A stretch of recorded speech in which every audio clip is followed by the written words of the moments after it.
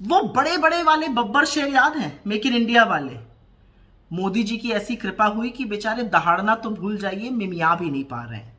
भारत की फैक्ट्रीज में लगातार उत्पादन घट रहा है। घरों से लेकर फैक्ट्री फ्लोर तक मंदी पूरी तरह से पैर पसार कर पड़ी हुई है। आज बात करेंगे आईआईपी में भारी गिरावट की और इसका जीडीपी पर क्या प्रभाव होएगा। फरवरी महीने का आईआईपी डेटा आया है, ग्रोथ रेट मात्र 2.9%। ये 6 महीने में सबसे कम ग्रोथ रेट है। IIP index of industrial production होता है, ये दिखाता है कि हमारी फैक्ट्रीज में कितना उत्पादन हो रहा है, कितना प्रोडक्शन हो रहा है। इस गिरावट के लिए सबसे बड़ा जिम्मेदार मैन्युफैक्चरिंग, माइनिंग और इलेक्ट्रिसिटी सेक्टर है। मैन्युफैक्चरिंग जो आईआईपी का लगभग 78% हिस्सा है, उसकी ग्रोथ महज 2.9% हुई है।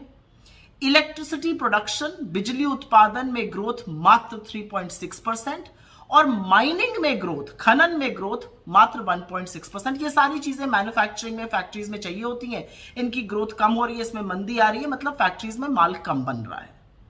प्राइमरी गुड्स वो चीजें होती हैं जो फैक्ट्रीज में जिनका यूज किया जाता है, मिनरल्स हो गए, फ्यूल हो गया, इलेक्ट्रिसिटी हो गया, इसमें ग्रोथ रेट मात्र 2.8%। फिर इंटरमीडिएट गुड्स होते हैं, आधी बनी हुई चीजें, आधी बनी हुई स्टील हो गई, यार्न्स हो गए जिसका टेक्सटाइल में यूज होता है, केमिकल्स हो गए, इसमें ग्रोथ मात्र 1.5%। मतलब प्राइमरी और इंटरमीडिएट चीजों की डिमांड में भी कमी है। ये सब चीजें क्या दिखाती हैं? ये घरेलू मोर्चे पर मंदी दिखा रही है, ये रूरल मतलब डिमांड कम दिखा रही है, जैसे गांव देहात छोटे कस्बों में कंजम्पशन कम हो रहा है, डिमांड कम हो रही है। और ये जो ग्लोबल अनसर्टनिटी है, जो वैश्विक अनिश्चितता है, उसका भी एक बहुत बड़ा सूचक है। उससे ज्यादा बड़ी चिंता यह है कि ये जो ट्रेड वॉर होने वाली है दुनिया में, जो टैरिफ के चलते, उसका इन सब पर और भी बड़ा कुप्रभाव पड़ेगा। तो अब आईआईपी और जीडीपी का क्या रिलेशन है? आईआईपी में गिरावट का मतलब है कि इसका सबसे बड़ा कुप्रभाव जीडीपी पे पड़ने वाला है।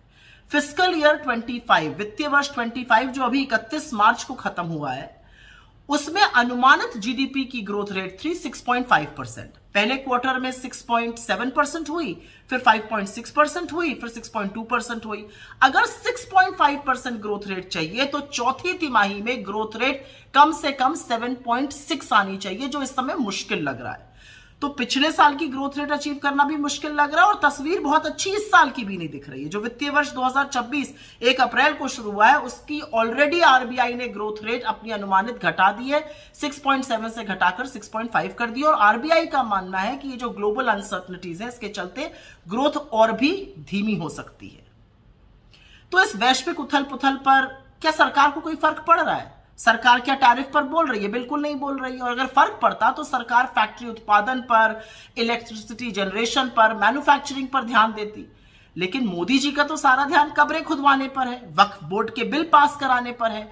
आपका ध्यान हर जगह मुद्दों से हटाकर उस पे लगाने पर है, नहीं तो आप सवाल पूछने लगेगा। लेकिन क्या आप सवाल पूछने के लिए तैयार हैं? क्योंकि आईआईपी का कम होना, जीडीपी का कम होना महज नंबर नहीं है, यह आपकी आमदनी, आपकी आय, आपके रोजगार, आपके बच्चों के भविष्य को तय करेगा। तो सवाल इस बात का है कि क्या आप तैयार हैं सवाल पूछने के लिए?